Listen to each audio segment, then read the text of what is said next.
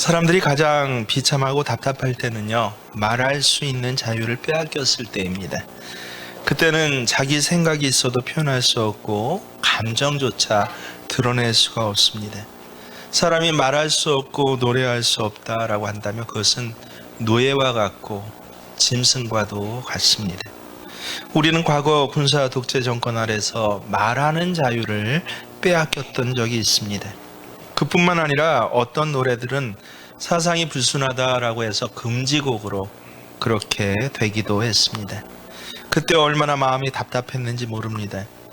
그러나 그때 시절조차에서도 또 지금의 이 세상에서 어떤 세력도 결코 금지할 수 없는 것이 하나님의 백성들이 하나님에 대해서 찬양하는 것입니다. 보통의 사람들은 수평적인 관계만을 맺고 살아갑니다.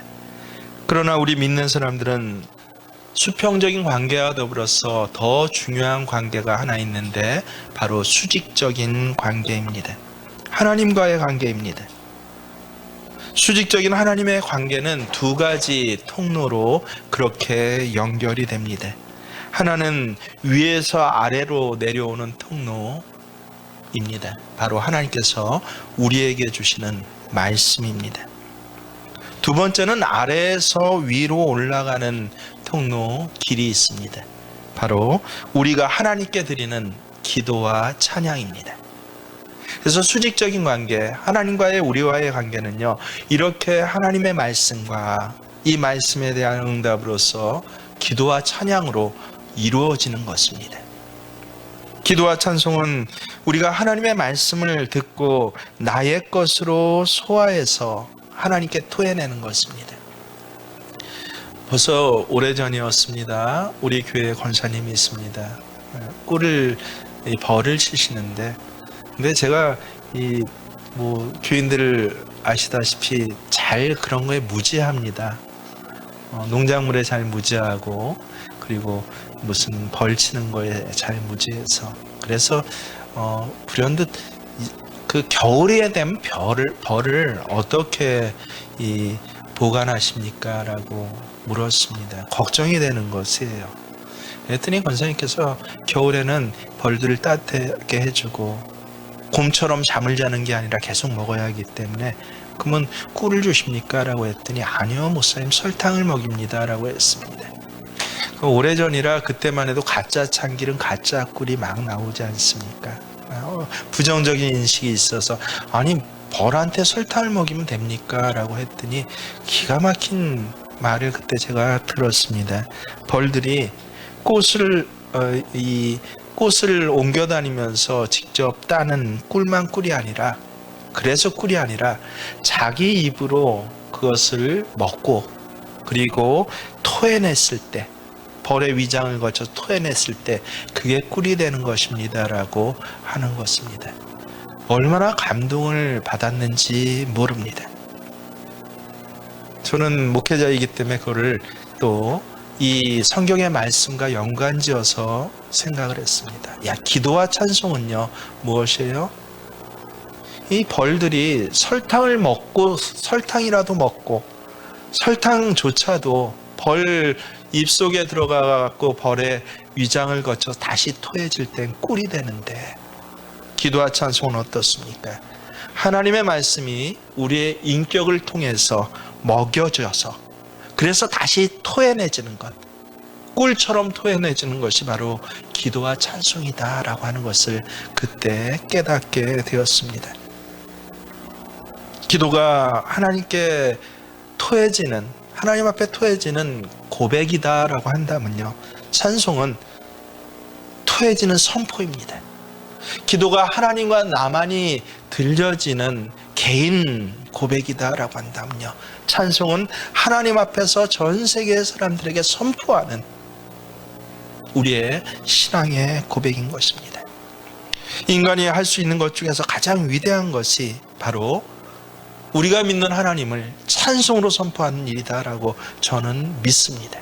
거기에는 능력이 있습니다. 병이 치료됩니다. 실제로 예전에 전도사 시절에 서울역 뒤에 서부역이 있죠. 서부역에서 이 찬양으로 그렇게 말씀을 선포할 때요, 이 지팡이 짚고 가던 노인들이 지팡이를 버리고 가는 일들이 종종 있었습니다. 믿음으로 찬송하고 우리에게 토해지는 찬양으로 찬양할 때는요, 하나님의 앞에서 불려지는 찬양이 이렇게 능력이 있는 것입니다. 그래서 기독교에서 가장 특징적인 것이 무엇입니까? 라고 할 때 저는 찬송이다 라고 합니다. 만일 우리의 신앙에서 찬송이 빠진다면 우리는 가장 큰 능력을 잃어버리는 것입니다. 우리가 찬송을 부르면 마음속에 있는 모든 두려움이 사라지고 우리를 대적하는 세력들이 두려워하기 시작합니다. 그런데 우리가 이렇게 위대한 찬송을 부르는데 아주 특별한 찬송을 부를 때가 있습니다. 그때는 언제입니까? 기도조차 안 나와서 악소리밖에 안 나올 때도 저도 경험해 보았습니다. 정말 하나님, 이 어절 말을 하지 못해서 핫소리밖에 안 나오고 목이 잠겨갖고 아무 말도 못했던 그런 때가 여러분들에게도 있을 것입니다. 그런데 놀랍게 그렇게 어렵고 답답한 시간을 보내다가 어느 날 성령의 위로와 확신이, 하늘에서 내려오는 말씀이 내 마음을 감동하시고 그 말씀 그대로가 믿어질 때, 그럴 때 그 어둡고 답답한 것들이 뻥 터지면서 어느 한순간 하나님을 크게 찬양하는 그런 찬양이 있습니다. 그때는 모든 불안과 두려움이 사라지고 뜨거운 확신이 넘치게 됩니다. 이미 하나님께서 나를 통해서 하실 이 놀라운 일들을 고백하면서 하나님을 찬송하게 되는 것입니다. 이때 두려워하고 절망하던 내 영혼에 하나님의 은혜와 축복이 가득 차게 됩니다. 우리 몸은 이 세상에 있지만 우리 영혼은 이미 영광 중에 하나님을 만나고 있는 것입니다. 지난 시간에 말씀드렸습니다. 누가복음 1장의 마리아 찬가는요, 세상에서 가장 위대한 노래이자 위대한 찬송입니다. 왜냐하면 하나님이 어떤 분이신지를 이렇게 벌이 설탕일지라도 먹고 꿀로 토해내듯이 그렇게 하나님 말씀을, 그리고 하나님 예언자와 선지자들을 통해서 들려주셨던 그 모든 것들을 마리아가 받아들여서 그것을 토해내는, 하나님이 어떤 분이신지, 무슨 일을 하시는지, 어떠한 일들을 이루어 가실 것인지를 그렇게 고백하는 선포이기 때문에 가장 위대한 찬송이다라고 했습니다. 하나님은 지난 시간에 배운 바와 같이 긍휼을 베푸신 하나님이십니다. 조그만 땅덩어리 팔레스틴의 변방 나사렛이라는 시골의 그 비천한 여인, 아무것도 아니고 누구도 주목하지 않는 이 시골 촌녀 마리아를 통해서 두려움이 많고 부끄러움이 많고 가진 것이 없는 이 소녀를 통해서 하나님은 긍휼을 베풀어 주신 하나님이란 것을 선포하게 하시는 것입니다. 그 곁에 다가오셔서 먼저 말씀하십니다. 두려워하지 말라, 놀라지 말라, 너야말로 하나님의 큰 은혜를 입은 자야 라고 말씀해 주십니다. 그 순간 이 답답했던, 두려움에 가득 찼던 마리아의 입술이 터졌습니다. 아, 하나님이 나도 쓰시는구나, 나와 같은 사람도 사용하시는구나 라고 감격하게 되었고, 비천함이 변하여 가장 아름다운 찬양이 되고 그의 두려움이 변하여 가장 거룩한 찬양을 부르게 하시는 분, 바로 이분이 우리 하나님이십니다. 오늘 마리아는 하나님의 또 다른 모습을 우리에게 선포하고 있습니다. 바로 큰 일을 행하신 하나님이시다라는 것입니다. 49절을 보십시오. 능하신 이가 큰 일을 내게 행하셨으니 그 이름이 거룩하시며. 무엇을 놓고 마리아는 큰 일이라고 말을 했을까요? 처녀가 아기를 낳게 되었던 것, 전무후무한 일이고 누구도 생각할 수 없었던 일이니까 큰 일임에 틀림없습니다. 게다가 그 아이가 보통 아기입니까? 하나님이십니다.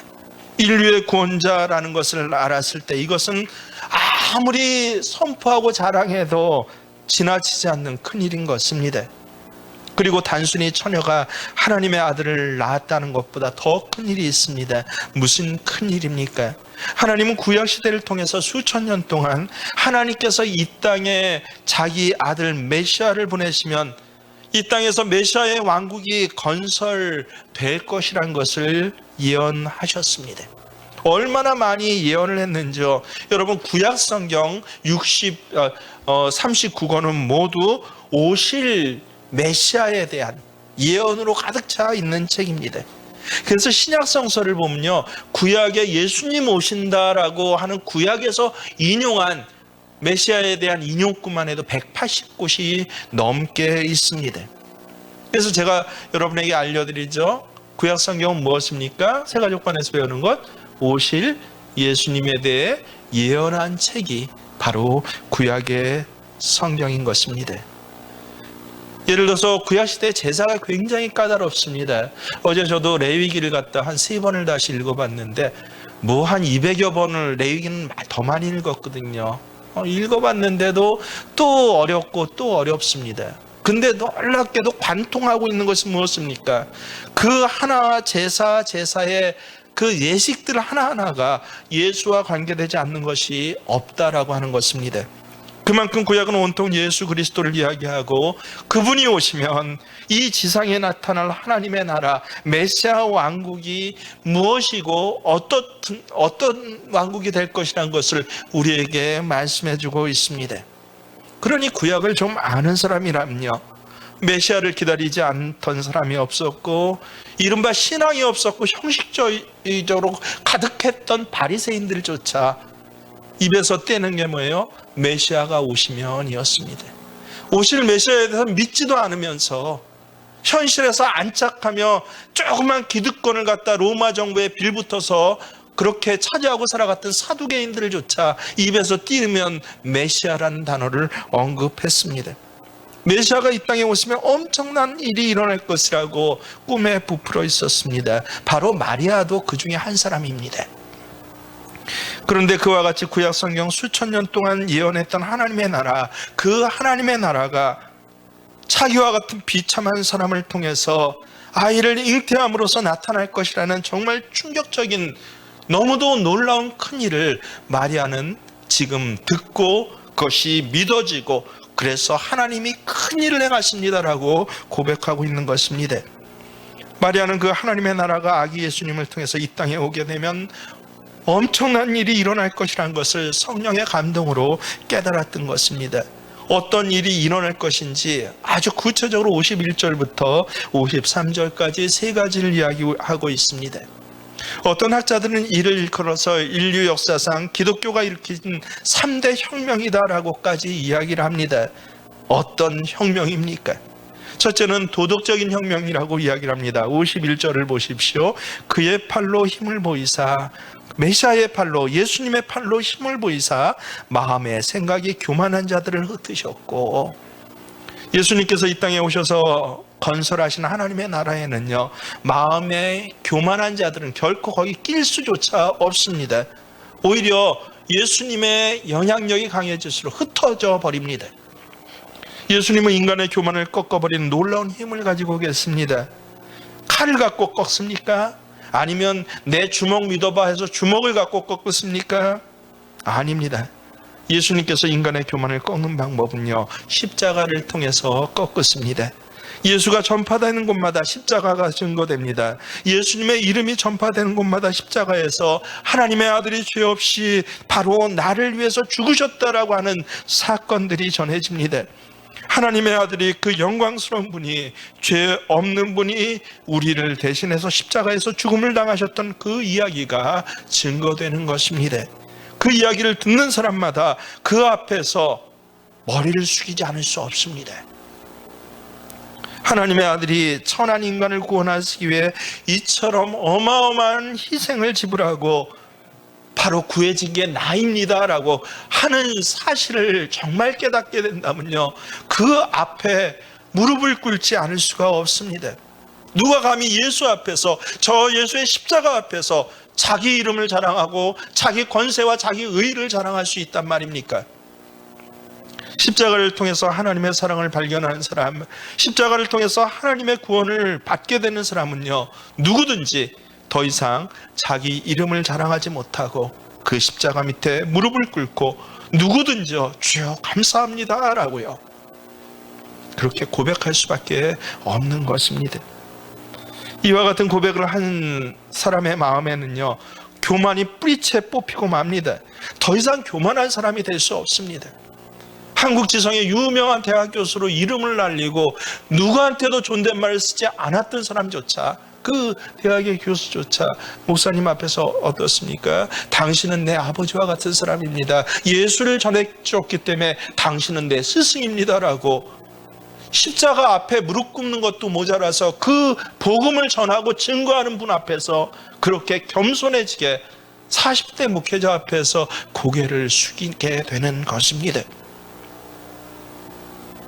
기독교가 들어가는 곳마다 예수 믿고 변화된 사람에게 일어나는 사실을 여러분이 알지 않습니까?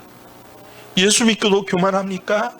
예수 믿고도 하나님 앞에 내 것을 자랑하고 내 이름을 주장하고 내 뜻을 관철하는 사람입니까? 그렇지 않습니다. 우리 모두는 나도 모르게 겸손한 사람이 되어버리고 말았습니다. 바로 하나님 나라에서 일어난 혁명, 도덕적이고 개인적인 혁명입니다. 이런 사람들을 통해서 이 세상이 어떻게 달라진다는 것을 우리는 상상하고 또 남음이 있습니다. 여러분의 가정이 어떻게 달라졌습니까? 남편과 아내 서로에 대한 교만들이 뿌리 뽑혀집니다. 자식 앞에서의 교만이 뿌리 뽑혀집니다. 형제 자매 앞에서의 교만들이 뿌리 뽑혀지고 입에서 나오는 것이 무엇입니까? 감사합니다 라는 고백입니다. 이 큰 일을, 교만한 자들을 저 밖에 세력을 흩으셨다는 거 아니에요. 내 안의 교만과 내 삶의 자리에 깊게 뿌리 뻗어 있었던 그 교만들을 하나님께서 뭐 하셨다고요? 잘라내고 흩어버리십니다. 어느 곳마다 예수 십자가가 찾아가는 곳마다요. 두 번째, 예수님을 통해서 일어나는 변화는 사회적인 혁명입니다. 52절 말씀 우리 함께 정독합니다. 권세 있는 자를 그 위에서 내리치셨으며 비천한 자를 높이셨고, 하나님의 나라, 예수님의 나라에는요, 권세 있는 자들이 내리쳐지고 비천한 자들이 높여지는 일들이 일어난다라고 선포하고 있습니다. 이것은 사회적인 혁명입니다. 하나님의 나라에는 권세가 있다고 해서 특별하지 않습니다. 낮아져야 합니다. 비천하다고 해서 가치가 없는 존재가 아닙니다. 그는 높아져야 합니다.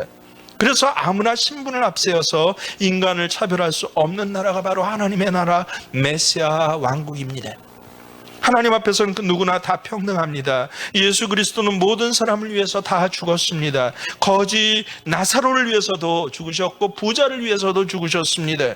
세리장 삭개오를 위해서도 죽으셨습니다. 저 열혈당원 유다를 위해서도 죽으셨습니다. 그러므로 예수님의 목숨값으로 지불된 사람은요, 그만한 가치가 있는 사람이요, 그만큼 하나님 앞에 평등합니다. 여러분, 2000년 기독교 역사를 한번 살펴보십시오. 기독교의 사랑이 들어가는 곳마다, 예수의 복음이 증거되는 곳마다 평등 사상이 얼마나 무섭게 생겨납니까? 저 동남아의 불교 나라와 우리 기독교국 한국을 비교해 보십시오. 저 아프간의 알라 나라와 기독교 문화를 이루고 있는 서구 나라들을 비교해 보십시오. 차이점이 무엇입니까? 예수의 사상이 들어가는 곳마다 평등 사상이 사회 모든 영역을 변화시키는 것 아닙니까? 그래서 인도가 영국이 인도를 지배했을 때 이 캔터베리 주교들이 주교가 주로 선교사 파견한 사역을 하는데, 이 선교사들을 파견하면서 선교사들에게 한 기가 막힌 말이 이 보고서에 실려 있습니다. 뭐라고 권면을 하고 조언을 했냐면요, 여러분이 인도에 가서 선교할 때 절대 누가복음을 읽지도 가르치지도 마십시오라고 그렇게 조언을 했다는 것입니다. 왜냐하면 인도는 무서운 계급사회입니다. 그러므로 마리아가 찬송한 것처럼 하나님 나라의 절대적인 평등주의가 인도에서 가르쳐지게 되면 거기서 무서운 박해를 받을 수도 있고 어마어마한 일이, 감당할 수 없는 일이 일어날 수도 있다라고요. 그래서 세상에 선교사를 파견하면서 누가복음 1장은 읽지도 가르치도 마십시오라고 그렇게 주교가 이야기를 했다는 것 아닙니까? 오늘날 우리나라가 이렇게 가진 자나 못 가진 자, 배운 자나 못 배운 자, 높은 자리에 있는 자나 그렇지 않는 자가 평등하다라고 하는 이 사상이요, 어느새 우리 문화 밑바닥에 점여들고 스며들고 이것들이 작용하고 있는 것은 여러분 무엇 때문입니까? 유교 때문인가요? 불교 때문인가요? 도대체 이 평등 사상은 어디에서 왔습니까? 남녀가 평등하다고요?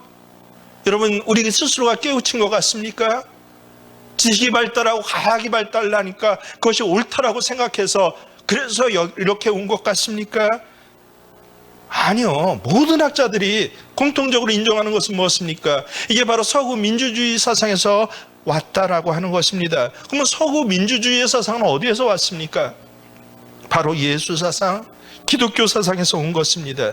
우리 하나님 나라의 이 메시아 왕국의 사상으로부터, 정확히 얘기하면 구약의 사무엘 2장의 저 한나의 선언, 찬송의 선언과 누가복음 1장 마리아의 메시아 왕국에 대한 찬송의 선언으로부터 오늘 우리나라에까지 이렇게 어느새 우리 문화로 자리 잡혀 버린 것이 아닙니까? 그래서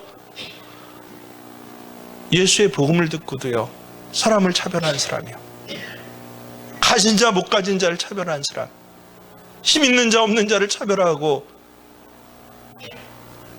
그 사람은요 하나님께서 어떻게 하셔요? 낮추십니다. 철저히 낮추십니다. 교회 안에서도 그런 사람들을 흩으실 뿐만 아니라 철저히 낮추시고 아예 견뎌내질 못하게 하십니다. 바른 말씀이 선포되는 교회라면요. 그리고 세 번째 혁명이 무엇입니까? 이것은 경제적인 혁명입니다. 53절을 봅니다. 함께 읽습니다. 줄인 자를 좋은 것으로 배불리셨으며 부자는 빈손으로 보내셨도다. 줄인 자에게는 하나님께서 주시고, 부자, 그냥 일반적인 부자가 아니라 저 예수님 말씀하신 창고를 하나 더 짓고 쌓아놓고 내용 하나 잘 먹고 잘 살자 하는 이런 부자들은 어떻게 해요? 빈손으로 만들어 버리신다라고 하는 것입니다. 이것이 바로 예수님을 통해서 일어날 경제적인 혁명입니다. 예수님이 이 땅에 오시면서 가난한 자들이 대우받기 시작했습니다. 많이 가진 자들은 자기 것을 내어놓고 가난한 자들을 섬기는 자들이 되었습니다. 그래서 기독교 복음이 깊이 박힐수록요, 경제적인 약자들을 착취하는 악법들이 고쳐지기 시작합니다. 노예제도가 폐지되기 시작했습니다. 귀족 제도가 점점 무너지기 시작한 것도 우리는 알고 있습니다. 일부 소수의 사람들이 치부하고 향락하기 위해서 다수의 사람들이 희생되고 빼앗기는 사회는 성경이 가르치는 사회가 아닙니다. 가진 자는 나누어야 합니다. 예수 정신은 나누는 것입니다. 하나님이 물질적인 축복을 주셨으면 그 축복을 자기와 자기 자녀들만이 쌓아놓고 즐기는 것이 아니에요. 그것은 성경의 정신이 아니고 신앙이 아닙니다. 메시아 왕국의 모습이 아닌 것입니다. 메시아 왕국에서는 초대교회에서 보았던 것처럼 가진 자는 자기의 것을 내어놓되 이름 없이 내어놓습니다. 함께 교회에 모여 예수의 이름으로 찬미하고 떡을 떼며 함께 필요한 것들을 다 나누어 살아가는데 핍절한 자가 하나도 없었더라 하는 것, 이 경제적인 놀라운 혁명이 시스템 자체 안에서 일어나는 것이 바로 예수님께서 찾아오시는 것입니다. 이것이 메시아 왕국이에요. 마리아를 통해서 이 세상에 오신 예수 그리스도가 증거하는 곳마다, 예수의 복음이 전해지는 곳마다 이런 혁명들이 일어납니다. 굳이 대단한 나라가 아니라 한 가정 안에서도 일어납니다. 형제지간에도 어떻습니까?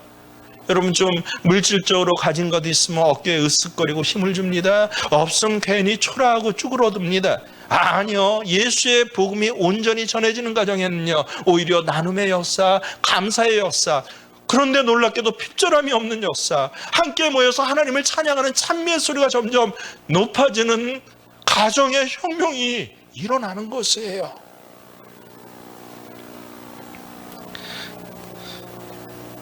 마리아를 통해서 증거된 이 가난한 자들에게는 오히려 줄인 자들은 채워주시고, 부자들은 오히려 빈손으로 만드신 하나님의 역사가 여러분의 삶의 자리에 일어나고 있습니까? 예수님이 바로 찾아오시고 성령께서 활동하시는 중인 것입니다. 정치가나 세상 칭찬을 쫓는 사람들은요, 조금 해놓고 나팔을 봅니다. 남의 것으로 자기가 한 양 그 칭찬마저 도적질합니다. 국민들 세금 갖고 무슨 재난위로금 준다고 이게 마치 자기가 베푸는 시혜와 같이 정당들에서 생각을 합니다. 오른손이 행한 일이 왼손이 모르게 하는 것은 예수 믿는 사람 말고 더 있나요, 세상에서요? 기독교 신앙이 바르게 자리 잡은 곳에서는 가난한 자들을 생각하고 고통받는 사람들을 생각하는 박애 정신이 항상 살아있고 점점 깊어지고 점점 넓어지게 됩니다. 여러분, 뉴욕에 공항이 2개 있다는 건 아시죠? 케네디 공항은 너무도 사람들이 잘 알고 있습니다. 그런데 라과디아 공항에 대해서는 잘 몰라요. 상대적으로 규모가 적기 때문인가 봅니다. 하지만 뉴욕에 있는 사람들은요, 라과디아라는 이 이름 자체를 갖다가 어마어마한 자부심으로 여기고 있습니다. 이 이름이 뭐예요? 상품 이름이 아닙니다. 물건 이름도 아닙니다. 바로 사람 이름입니다. 뉴욕에서 10년 넘게 3선을 갔다가 한 12년인가를 시장을 지냈던 라과디아 판사의 이름입니다. 그가 젊었을 때 뉴욕 즉결재판소 판사로 근무하고 있었습니다. 절도죄로 노인 한 명이 들어왔습니다. 뭘 절도했나요? 너무도 배가 고파서 식료품장에서 빵 한 조각 절도를 했는데 그것을 주인이 신고를 하고 경찰이 잡아다가 결국은 재판소까지 세운 것입니까? 라과디아 판사는요, 정확한 법 집행을 했습니다. 아무리 노인이라도 절도한 것은 잘못했다라고 해서 $10의 벌금형에 처했습니다. 그 땅 $10 벌금형을, 아니 빵 한 조각, 그 10센트 하는 그 빵 한 조각 돈이 없어서 훔친 노인이 어떻게 $10 벌금을 냅니까? 어쩔 수 없이 이제 몇 개월을 그것 때문에 구류를 살아야 하는데 선고를 해놓고 어떻게 했습니까? 일어나더니 자기 지갑을 꺼냈습니다. 그래서 10불을 대신 꺼냅니다. 그러면서 하는 말이 무엇이었습니까? 벌금은 내가 대신 내겠습니다. 이처럼 배고픈 노인이 뉴욕 거리에 있었는데 나는 어젯밤 크리스마스 파티에 가서 실컷 먹었습니다. 너무 잘 먹은 벌금을 너무 잘 먹었기 때문에 그래서 $10의 벌금을 내가 대신 내겠습니다. 그러고는 옆에 이 자기 모자를 벗어서 법정의 서기관을 통해서 여기 계시는 분들 중에서도 어제 저녁에 혹시 너무 잘 먹은 분이 계시다면 내 옆에 한편에서 10센트 하는 돈이 없어서 그 빵을 훔치고 있는 노인이 있는데 너무 잘 먹은 분이 계시다면 그 실컷 먹은 벌금을 내시길 바랍니다 라고 해서 모자를 돌렸습니다. 그랬더니 실컷 먹은 벌금이 거쳤는데 $10 외에 $47가 더 거쳤다고 합니다. 그 노인에게 주어 보냈습니다. 여러분, 미국의 수도가 어딘 줄 아십니까? 흔히 사람들은 뉴욕이라고 착각을 합니다. 워싱턴이죠. 그렇죠. 근데 왜 뉴욕으로 착각을 합니까? 워싱턴 그 수도보다 훨씬 더 부유하고 풍성하기 때문에 그렇습니다. 모든 경제적인 기관들, 주요 기관들이 다 뉴욕에 몰려 있습니다. 뉴욕의 맨하탄 거리는요, 세계에서 가장 화려하고 가장 비싼 거리입니다. 이 거리가 어떻게 해서 형성됐습니까? 이 화려하고 가장 값어치 있는 가장 부유한 이 지역이 왜 미국의 수도인 워싱턴에서 발전되지 않고 뉴욕에서 발전됐습니까? 바로 이것이에요. 너무 실컷 먹은 벌금을 내시길 바랍니다. 주변에서 어려운 사람이 있는데 나는 실컷 먹은 벌금이야. 이런 사상이, 이런 가르침이 가르쳐지는 곳이 어디입니까? 예수 복음이 들어가는 곳마다입니다. 실컷 먹은 벌금을 낼 수 있는 사람들은 이 세상에 예수 믿는 사람밖에 없습니다. 그게 정상이에요. 예수를 믿는다고 하면서도 실컷 먹은 벌금에 대해서 콧방귀를 친다면 그는 하나님이 빈손으로 보내고 흩으실 자입니다. 예수 그리스도를 통해서 하나님의 사랑을 알고 그 예수님을 나의 구세주로 고백하는 사람, 이 사람들이 바로 이 사람들에게 예수님이 찾아가시고 예수님이 만나주실 때 그 사람이 있는 자리에서는 줄인 자야는 채워주시게 돼야 합니다. 오히려 많이 가졌던 자, 남보다 풍성히 가진 자, 실컷 먹을 수 있는 자리에 있는 자는 둘 중에 하나예요. 하나님께서 흩어서 빈손을 만드시든지 자기가 손을 펴서 나누어주는 삶을 살게 되는 것입니다. 가난한 이에게 찬물 한 그릇을 대접하는 것이 얼마나 하나님 앞에 큰 의미가 있다는 것을 성경을 통해서 배운 사람들은 알고 깨닫고 몸의 그 체질들을 새겨가기 시작합니다. 사랑하는 여러분, 마리아에게 하나님이 정말 큰 일을 행하셨습니다. 하나님의 아들을 주셨고 메시아 왕국이 시작되는 엄청난 일을 맡기시고 가장 첫 번째로 그 하나님을 찬양하게 하셨습니다. 그렇다면 이 찬양이 마리아에게만 일어난 일입니까? 이 찬양을 마리아에게만 맡기셨습니까? 오늘 우리에게는 큰 일을 맡기시지 않으셨나요? 하나님의 나라는 바로 오늘 예수 믿는 여러분의 손을 통해서 건설되고 있는 것입니다. 이런 큰 일이 여러분의 가정에 시작되었을 때 거기가 바로 하나님의 나라가 되기 시작합니다. 하나님 나라를 건설하는 이 큰 역사를 우리에게 맡기시고 너희는 온 세상을 다니며 복음을 전파라고 하셨습니다. 우리가 복음을 전합니다. 복음이 전해지는 것 무엇을 의미합니까? 우리를 통해 이 놀라운 일들이 일어난다는 것이에요. 저는 어제 너무도 재밌는 광경, 흐뭇한 광경을 보았습니다. 제가 별로 정치를 좋아하지 않아요. 근데 어느 이 대통령 후보가 둘인가요? 지금 몇 명인지는 모르겠는데 갈등을 일으키던 당대표와 갈등을 일으키는 후보가 빨간 티셔츠를 갖다 애처럼 둘이 입고 어깨동무하고 야 우린 하나다라고 힘냅시다, 우리 반드시 이깁시다라고 하는 포즈를 취하고 대대적인 프레시 공세를 받았습니다. 여러분, 왜 그렇게 됐습니까? 예전에 상상도 할 수 없는 일이에요. 왜 그렇게 됐습니까? 정치가들이 국민들을 두려워하고 무서워하기 시작했다는 것이에요. 한국에서만 있어지는 아주 놀라운 일들입니다. 이러한 일이 어떻게 일어났습니까? 왜 높은 권세 있는 정치가가 전에는 발톱의 때만큼도 안 보던 그런 국민들은 돼지와 같다라고 취급하던, 먹을 것만 대충 던져주면 그러면 와서 알아서 기어라고 아주 공개적으로 문교부 장관조차 그런 말을 했던 그런 나라에서 어떻게 저 막강한 권세를 가진 그 후보들이 국민들을 두려워서 빨간 티셔츠를 입고 자기 안에 감정들을 다 덮고 나서 국민들 앞에서 이렇게 우리는 화해했어요라고 하나의 포즈를 취하게 됩니까? 우리나라에 어떻게 이런 일이 가능해졌습니까? 세상 사람들은 인정하지 않지만요, 이 나라 곳곳에 예수의 복음을 전하고 그 복음으로 살아가는 사람들이 바로 이렇게 권세 인자를 낮추는 일들을 하나님 앞에서 수행했기 때문에 그렇습니다. 가난한 자들을 먹이는 이 헌신들을, 오른손이 하는 일을 왼손이 모르게 하는 이 일들을 수행했기 때문에 그렇습니다. 여러분의 가정들은 어떻습니까? 한 나라만 바뀌나요? 남편과 아내의 관계가 바뀝니다. 전에는 남자라고 큰 소리 쳐서, 전에도 아니에요. 불과 몇 년 전에만 해도. 근데 놀랍게 이 예수의 복음이 깊이 들어오고 믿어지니까 어떻습니까? 그 아내 앞에서 고맙습니다라고 오히려 살해를 합니다. 정말 잠언서 말씀 그대로네요.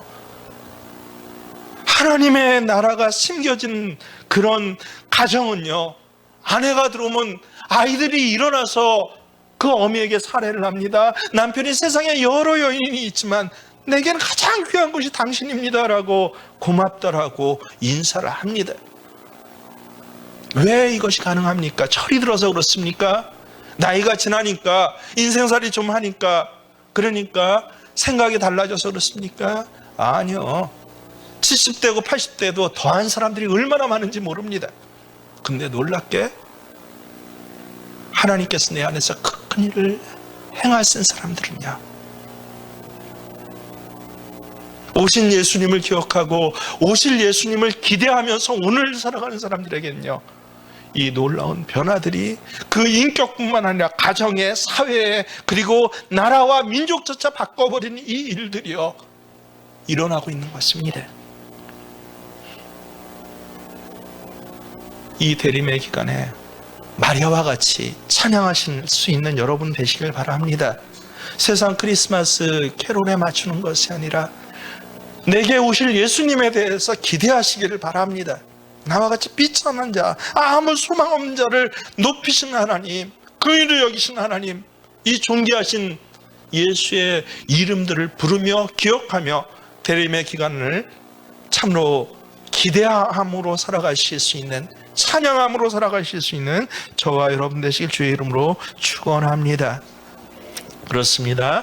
지존하신 주님 이름 앞에 내 모든 것을 내려놓고 무릎을 꿇고 나 경배합니다.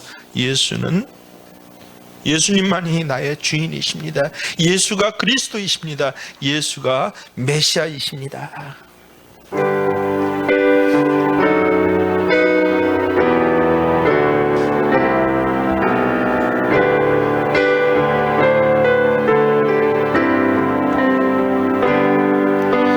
지존하신 주님 이름 앞에 모두 무릎 꿇고 다 경배해. 거룩하신 주님 보좌 앞에 엎드려 절하세.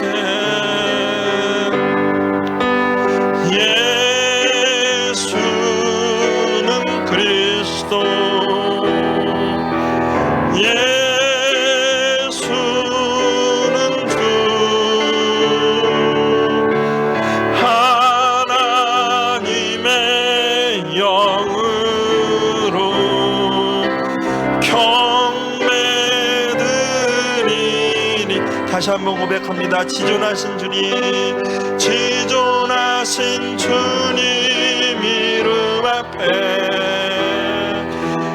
모두 무릎 꿇고 다 경배해. 거룩하신 주님 보좌 앞에 엎드려 절하세. 예수는 그리스도, 예수는 주, 하나님의 영으로 경배드리니. 우리 함께 기도드릴 때 그렇습니다. 하나님,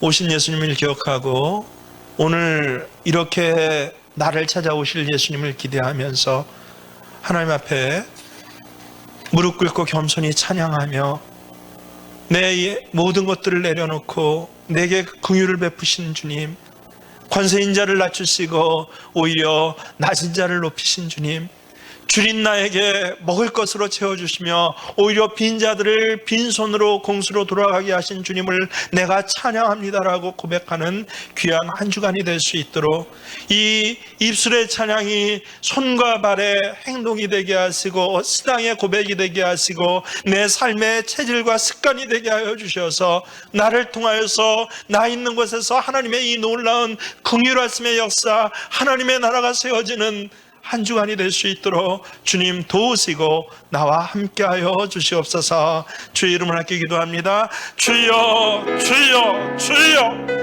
할렐루야. 하나님을 찬양합니다. 아버지 하나님 참으로 감사를 드립니다.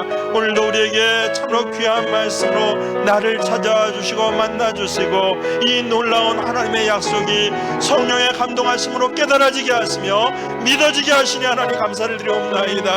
하나님 진정으로 2000년 전처 비천했던 여인 마리아를 하나님 높여서 세상에서 가장 복된 자라고 인정해 주시고 약속해 주신 것과 같은 동일한 은혜가 오늘 우리의 자리에, 특별히 우리 사시명교회 주님 앞에 엎드려서 겸손히 무릎 꿇고 기도하는 모든 겸손한 자들에게, 예수를 기대하는 자들에게 동일한 찬양의 역사가 있어지게 하시고 찬송의 선포가 있어지게 하여 주시옵소서. 하나님 감사합니다. 한 주간의 세상살이가 참으로 어렵고 힘들었습니다.